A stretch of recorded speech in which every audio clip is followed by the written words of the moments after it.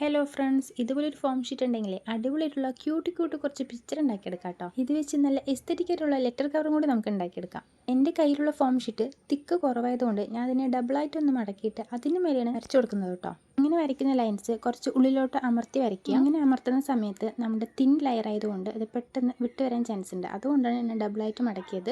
ഇനി ഇതിനൊന്ന് കട്ട് ചെയ്തെടുക്കുക. തലേ ദിവസം ഉണ്ടാക്കി വെച്ചിട്ടുള്ള ഒരു ക്യൂട്ടായിട്ടുള്ള ഒരു ബോയും കൂടി ഉണ്ട്. ഇനി കുറച്ച് കാർഡ്ബോർഡ് ഇതുപോലെ സ്ക്വയറിൽ കട്ട് ചെയ്തെടുത്തിട്ട് ഒന്നിൻ്റെ മേലെ ഒന്നായിട്ട് വെച്ച് കൊടുക്കുക. 4 to 5 വരെ കാർഡ്ബോർഡ് വെച്ച് കൊടുക്കുകയാണെങ്കിൽ നമുക്ക് നല്ല തിക്കിൽ കിട്ടും. ഇതിന് മുമ്പ് ഞാൻ ഒരുപാട് തവണ ഇത് ട്രൈ ചെയ്ത് നോക്കിയിട്ടുണ്ടോ. അപ്പോഴെല്ലാം എൻ്റെ ഫോം ഷീറ്റ് കീറി പോവുകയാണ് ചെയ്തത്. പിന്നെയാണ് എനിക്ക് മനസ്സിലായത് നല്ല കട്ടിയുള്ള ഫോം ഷീറ്റ് ആണെങ്കിൽ നമുക്ക് അടിപൊളി ഡിസൈൻ കട്ട് ചെയ്തെടുക്കാം.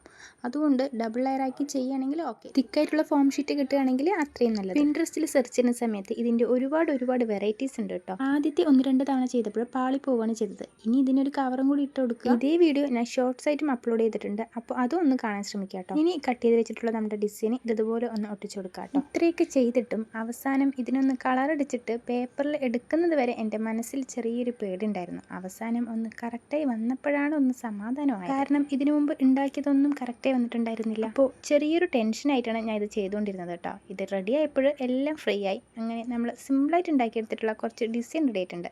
ഇനി ഇത് വെച്ചിട്ട് നമുക്കൊരു ലെറ്റർ കവർ ഉണ്ടാക്കിയെടുക്കാം. അത് അടുത്ത വീഡിയോയിൽ ഞാൻ കാണിക്കാം കേട്ടോ. ഇനി ലൈക്ക് ഇടാനുള്ള സമയമാണ്. അപ്പോൾ ലൈക്ക് ഇടാതെ ആരും പോകരുത്. അതുപോലെ സബ്സ്ക്രൈബ് ചെയ്യാത്തവരുണ്ടെങ്കിൽ ഒന്ന് സബ്സ്ക്രൈബ് ചെയ്തും കൂടി വയ്ക്കുക.